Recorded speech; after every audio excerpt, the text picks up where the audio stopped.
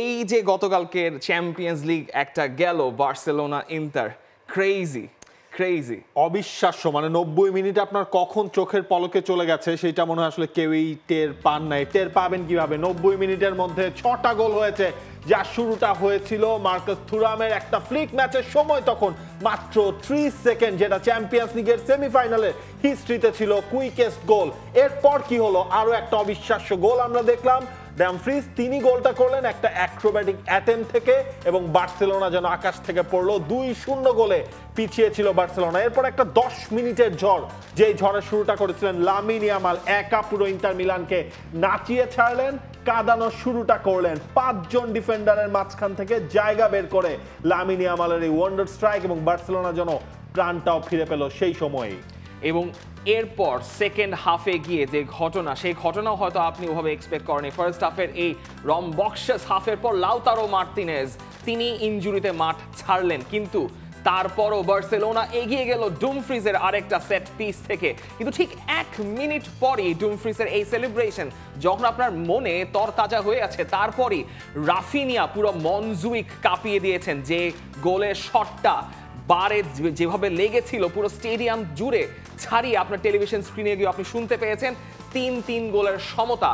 এরপর ইন্টার আবার এগিয়ে যাওয়ার একটা সম্ভাবনা তৈরি হয়েছিল, মাত্র ইঞ্চি খানেক বুটের ডিফারেন্সের কারণে সেই গোলটা, মিখিতারিয়ানের গোলটা বাতিল হয়ে গেছে। বার্সেলোনার 19টা শট, 9টা shots on target, 72% ball possession. Inter ball কালকে রাখতেই চায়নি, কিন্তু ম্যাচটা হয়েছে আসলে ড্রামার উপর, মোমেন্টসের উপর, ইন্ডিভিজুয়াল ব্রিলিয়ান্সের ওপর। আমরা যে কথাগুলো বললাম সেই কথাগুলোকে একটু সামারাইজ করে নিয়ে আসাটাও হয়তো একটু সুবিধার হবে ব্যাপারগুলো, তাহলে আরেকটু ইজিলি বলা যাবে। মানে তখন আর কি মানুষজন তারা বুঝতে পারবে তারা কি দেখেছে এবং যারা দেখেন নাই তারা কি কি মিস করে গেছেন। একটা টাইমলাইনে যদি আমরা দেখে থাকি এই ম্যাচের কোথা থেকে কি হলো, যেটা বলছিলাম 30 সেকেন্ড থুরামের ফ্লিক থেকে ইন্টার মিলান এগিয়ে গিয়েছিল। 21 মিনিটে ডামফ্রিজের অ্যাক্রোব্যাটিক শটে ইন্টার মিলান 2-0 গোলে লিড নেয়। এরপর লামিন ইয়ামালের একটা অবিশ্বাস্য গোল, ফেরান তোরেসের গোল, এবং দেখুন ওই ফ্রেমটা 24 থেকে 38, 14 মিনিটের মধ্যে বার্সেলোনা কামব্যাক করলো। রিয়াল মাদ্রিদ না, এখন বার্সেলোনা কামব্যাকটা তারাই করতে পারে। 64 মিনিটে ডামফ্রিজের হেডারে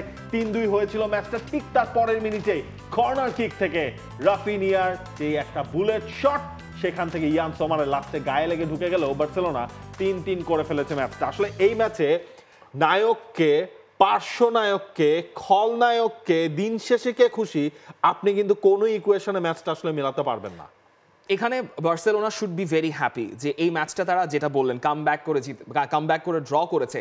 ইন্টারেরও খুশি হওয়া উচিত, কারণ বার্সেলোনার ঘরে মাঠে থাকলে ইন্টার সবচেয়ে বেশি খুশি হতো। গোল থাকলে ডেফিনেটলি ইন্টার খুশিতে নাচতে নাচতে সান সিরোতে যেত।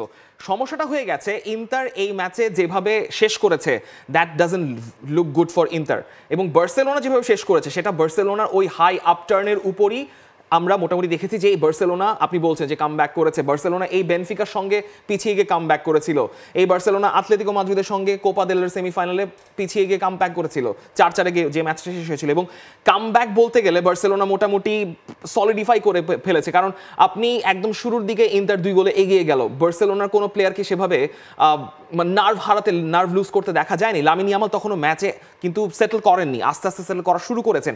এরপর যখন ঝড়টা ইন্টারের উপর দিয়ে গেল, তখন মনে হচ্ছে বার্সেলোনা চাইলে আরো গোল করে ফেলতে পারতো। ইনফ্যাক্ট আমার ফেরান তোরেসের ওই মিসটা নিয়ে কথা বলতে পারি, দুটো স্পেসিফিক মিস। একটা হচ্ছে 11 মিনিটের বক্সের একদম মাঝখান থেকে যেখানে মিস করেছেন, সেখানে লেভানডস্কি থাকলে গোল কিন্তু হয়েই যেত। গ্রুপ চ্যাটে আমাদের কথা হচ্ছিল, আই থিঙ্ক মনে আছে। এবং 18 মিনিটে যিনি তখন বক্সের ডান সাইড থেকে একটা শট করলেন, ওখানেও কিন্তু ভালো একটা গোল্ডেন চান্স ছিল বার্সার এগিয়ে যাওয়ার জন্য, কারণ বার্সেলোনা আরো অনেক সুযোগ পেয়েছে, জমার ঠেকিয়ে দিয়েছেন। ইন্টারের ক্লিয়ার কাট সুযোগ কম ছিল, কিন্তু ইন্টার যে সুযোগগুলো পেয়েছিল কাজে লাগিয়েছে।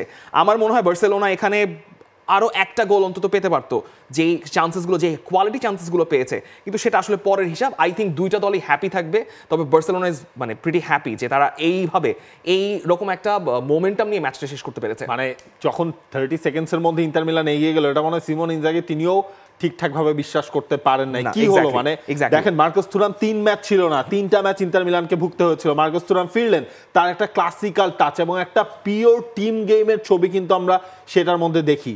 মানে একেবারে নিজেদের ডিফেন্ডিং লাইন থেকে বার্সেলোনা হাই প্রেস শুরু করলো ম্যাচের একেবারে শুরুতে, সেখান থেকে বলটা উইন করে এরপর লাউতারো, বারেল্লা হয়ে ডামফ্রিজ এবং মাঝখানে কিন্তু আপনার থুরামেরও একটা টাচ ছিল, থুরাম বলটা ছেড়ে তিনি চলে গিয়েছিলেন। এখানে মানে ছোট করেই বলে ফেলি, ইন্টারের একদম সিগনেচার মুভ, আপনার সেন্টার ব্যাক থেকে একটা বল, লং বল আপনি খেলবেন, সেটা আপনার ফরওয়ার্ডের জন্য লাউতারো মার্টিনেজ সেখানে টাচ করলেন, টাচ করে বলটা বাইপাস করে আসছে তাদের উইং ব্যাকের কাছে, দুইবার উইং ব্যাক বরাবর গিয়েছে। এই জিগজ্যাগ প্যাটার্নটা সবসময় ইন্টার করে থাকে, যেটা প্রেডিক্ট করাটা খুব মুশকিল। সেকেন্ড হাফে এই ধরনের থার্ড ম্যান রান প্রেডিক্ট করা বার্সেলোনার জন্য মুশকিল হয়ে গেছিল লাস্টে যখন বিশেক যে বলগুলো সাপ্লাই দিচ্ছিলেন ডামফ্রিজের জন্য।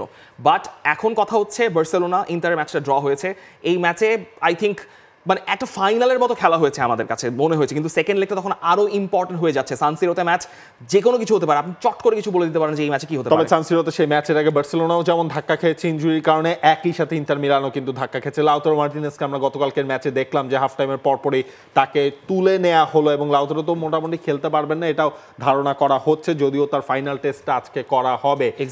একই সাথে কুন্দেরও মনে হয় একটা মিসিং বার্সেলোনা আসলে সেই জায়গাটায় পড়ে গেছে। তবে এই জায়গায় দেখেন ম্যাচের আগেও আমরা কথা বলছিলাম বার্সেলোনার চিন্তার কারণ হতে পারে সেট পিস। এই ম্যাচেও বার্সেলোনা যে তিনটা গোলের মধ্যে দুটা যে তারা কনসিড করলো, দুটাই কিন্তু এসেছে আপনার পার্টিকুলারলি কর্নার থেকেই। মানে এটা তো বার্সেলোনার চিন্তার কারণটা হয়ে যাচ্ছে। হ্যাঁ, আপনি হচ্ছে গিয়ে হাইট অ্যাডভান্টেজে হচ্ছে কি ইন্টার মিলানের ডিফেন্ডারদের থেকে পিছিয়ে আছেন, হাইলাইন ডিফেন্স একদিকে যেমন চিন্তার কারণ, একসাথে সেট পিস যে জিনিসটা বার্সেলোনাকে ভোগানো সেই জিনিসটাই কিন্তু ভুগিয়েছে।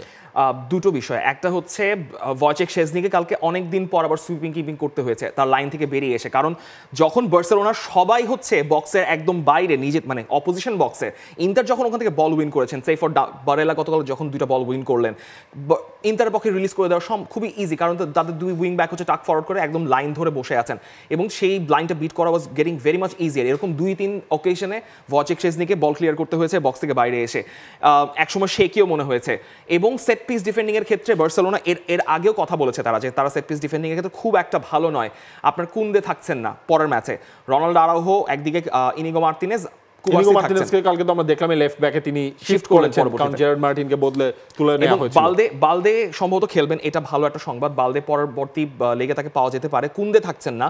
তবে যেটা বললাম যে তাদের লেফট হ্যান্ড সাইডে রাফিনিয়া তো মাঝখানে সেন্ট্রালি তিনি টাক ইন করছিলেন, লেফট হ্যান্ড সাইডে তাদের স্ট্রেংথটা বালদে না থাকার কারণে এমনিতেই কম ছিল, সো সেই জায়গাটাতে কম্প্রোমাইজ করে খেলতে হয়েছে। কিন্তু সেই কম্প্রোমাইজটা মনে হয়নি, কারণ আপনার পিছে লামিন ইয়ামাল ছিলেন, লামিন ইয়ামাল যা করেছেন সেটা তো মানে লামিন ইয়ামালকে নিয়ে আলাদা করেই আসলে আমাদের কথা বলতে হবে। তা আরো একজনকে নিয়ে আসলে কথাটা বলা উচিত, রাফিনিয়া, মানে কনস্ট্যান্ট পারফর্মার, এবং বার্সেলোনার ইতিহাসে লিওনেল মেসিকেও তিনি ছাড়িয়ে গেছেন এক আসরে সবচেয়ে বেশি চ্যাম্পিয়ন্স লিগে গোলস কন্ট্রিবিউশন। যদি আপনি খেয়াল করেন গেল সপ্তাহে লিওনেল মেসি সমান ছিল 19টা, এই সপ্তাহে তিনি সেটাকে ছাড়িয়ে নিয়ে গেছেন 20টা, কারণ সেকেন্ড যে গোলটা ফেরান তোরেস করেছেন ওই গোলে তার একটা সুন্দরভাবে বলটা তিনি নামিয়ে দিলেন, পেড্রির যে সাপ্লাইটা ছিল, এবং সেখান থেকে ফেরান তোরেস গোল করলেন। তবে রাফিনিয়া মানে লাস্ট যে একটা বুলেট তিনি ছাড়লেন, মিসাইল ছুড়ে দিলেন, মানে অবিশ্বাস্য। মানে একটা লামিন ইয়ামালের ডামি ওই ইন্টার মিলান কর্নার থেকে কিন্তু তার একটা গোল কনসিড করলো, যেটা সূত্রপাতটা হয়েছিল কর্নার থেকে। বার্সেলোনার এই চ্যাম্পিয়ন্স লিগের absolute man to go is Raphinha, মানে নো ডাউট। বায়ার্ন মিউনিখের সঙ্গে হ্যাটট্রিক, সেই বেনফিকার সঙ্গে নাটকীয়ভাবে জেতানো, এর মাঝখানে অনেকগুলো মানে মনস্ট্রাস পারফরমেন্স আছে। ইভেন আপনার ডর্টমুন্ডের সঙ্গে কোয়ার্টার ফাইনাল প্রথম লেগেও যে পারফরমেন্সটা করলেন, সেকেন্ড এই প্রথম ম্যাচে ইন্টারের সঙ্গে প্রথম লেগের ম্যাচে যখন আপনি ট্রেল করছেন, আপনার ইনফ্লুয়েন্স অনেক কিন্তু তখন লিমিটেড হয়ে আছে, কারণ ওই সাইড থেকে ইন্টারের প্রেশারটা অনেক বেশি ছিল, যেহেতু দিমার্কো আর মিখিতারিয়ান লামিন ইয়ামালকে সামলাচ্ছেন, ওই জায়গাটাতে হচ্ছে মোটামুটি কনজেশনটা কম ছিল।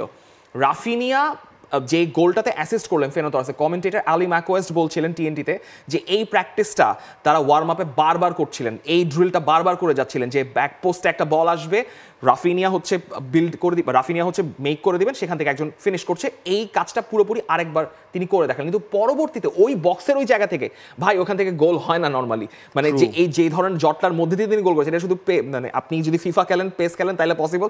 এবং যেভাবে বারে লাগছে, মনজু পুরো কেঁপে উঠেছে, সবাই শব্দ শুনেছে, এবং আরও অনেক সুযোগ ছিল রাফিনিয়ার সামনে। রাফিনিয়া লামিন ইয়ামালকে রিলিজ করে দিলেন, সেখান থেকেও গোলের সুযোগ ছিল। তবে মোদ্দা কথা হচ্ছে Raphinha is the man to go, যদি লামিন ইয়ামালের কথা বাদ দেন। এবং মোটামুটি আই থিঙ্ক পরিষ্কার হয়ে গেছে রাফিনিয়া ব্যালন ডি অর পেতে যাচ্ছেন। মানে যদি বার্সেলোনা অ্যাটলিস্ট লিগটাও জিতে যায়, চ্যাম্পিয়ন্স লিগ যদি নাও জেতে, আমার মনে হয় রাফিনিয়া ব্যালন ডি অর জিতে যাবেন। তবে ব্যালন ডি অরের আগে আমাদের সামনে যে ইকুয়েশনটা রয়েছে চ্যাম্পিয়ন্স লিগের ফাইনালের আগে কি আমরা আরো একটা ফাইনাল দেখতে যাচ্ছি কিনা সেই সংখ্যাটাই বা সেই পূর্বাভাসটাই কিন্তু দিয়ে দিয়েছেন দুই দলের কোচ। ফাইনালের আগে ফাইনাল খেলতে হবে সান সিরোতে চ্যাম্পিয়ন্স লিগের সেকেন্ড লেগটায় সেমিফাইনালের, কারণ ফার্স্ট লেগ যেহেতু 3-3 গোলে ড্র হয়েছে, সুতরাং এছাড়া তো কোনো উপায় নাই। সিমন ইনজাগি কথা বলেছেন তা নিয়ে, তবে হান্সি ফ্লিক যেটা বলছেন 2 গোল খেয়ে আমাদের শুরুটা ভালো হয়নি, তারপর আমরা দুর্দান্তভাবে ঘুরে দাঁড়িয়েছি। এটা প্রথম ম্যাচ এবং মিলানে আমাদের জিততে হবে, সেটা ফাইনালের আগে আরেক ফাইনাল।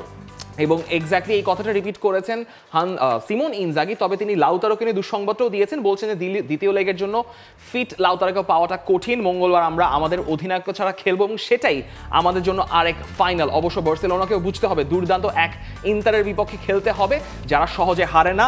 আমি কথাটার সঙ্গে ঠিক একমত নই, এই লেগের বাইরে যদি হতো তবে আমি একমত হতাম। লাউতারো আপনি পাচ্ছেন না, মার্কাস থুরাম হাফ ফিট ছিলেন, হাফ ফিট থেকেও তিনি গোল বের করে দিয়েছেন।